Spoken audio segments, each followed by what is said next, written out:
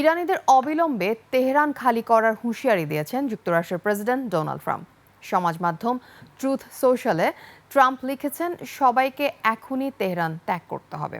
তবে এই হুঁশিয়ারি পেছনে নির্দিষ্ট কোনো কারণ উল্লেখ করেননি তিনি।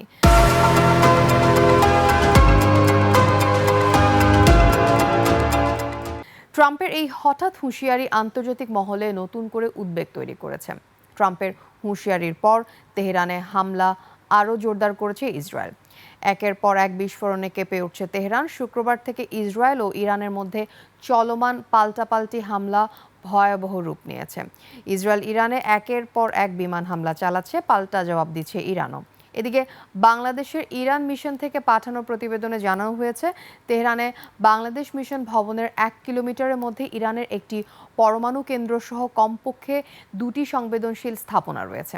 সেগুলোতে হামলার ক্রমাগত চেষ্টা করে যাচ্ছে ইসরায়েল। এতে বাংলাদেশ মিশন আশপাশে বসবাসরত কূটনীতিক কর্মকর্তা কর্মচারী এবং তাদের পরিবারের জীবন ও সম্পদ ঝুঁকিতে। এই অবস্থায় সবাইকে দ্রুত নিরাপদ স্থানে সরিয়ে নেওয়ার তাৎক্ষণিক সিদ্ধান্ত নেওয়া হয়েছে।